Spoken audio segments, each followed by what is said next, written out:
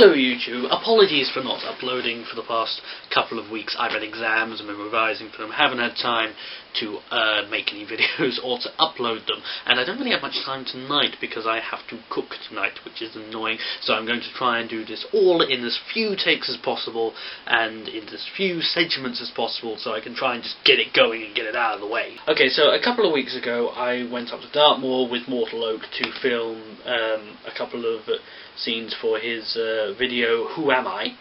And I got to film him falling in the river, which was funny because I got to laugh at him being all cold and wet. But it got us thinking, because we had a biology exam coming up in about a week. We got thinking about hypothermia, and so I had to think about it, and I thought, what the hell, I'll make that the topic for my next video. Hypothermia is basically when the body gets a bit cold, you know, and it starts to respond.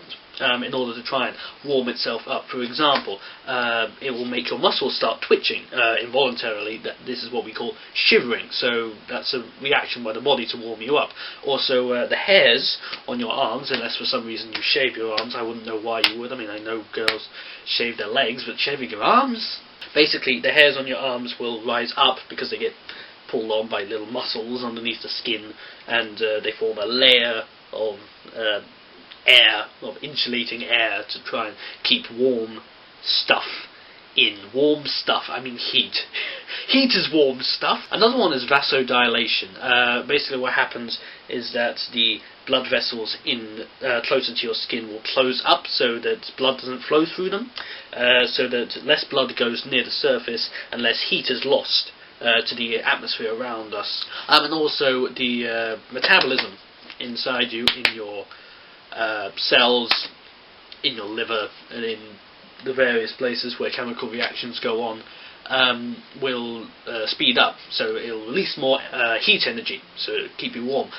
This one is a double-edged sword, however, because eventually the cold will seep in so much that the metabolism will begin to slow down as well, which means that less heat is generated, thus you cool down more quickly. That's generally not a very good thing. However, please note this is the exact opposite of hyperthermia, because hyperthermia is when your body gets too hot, and this can be bad because the enzymes which do all the reactions inside your body sort of go all twisted and out of shape, and you can't change them back once that happens. It's a process called denaturing, and thus you are unable to do anything inside your body. None of the reactions happen the way they're supposed to, and so you die.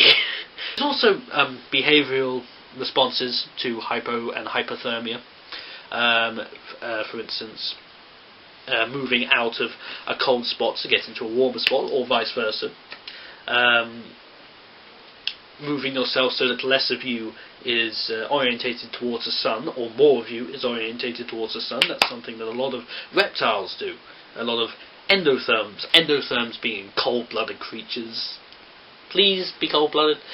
And ectotherms are warm-blooded.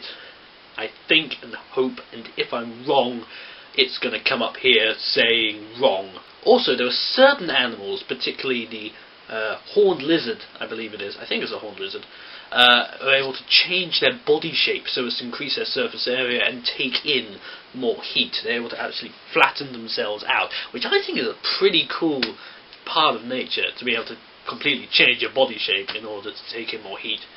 But yeah, that's hypothermia. Anyway, if you enjoyed this video, be sure to subscribe and tune in next week, when I will be talking about more random, interesting things, and I will have a new intro running, because I've been working on a new intro and I kind of like it. And if you want to see what it is, and see if you like it, then, like I said, tune in next week. Channel 321, signing out.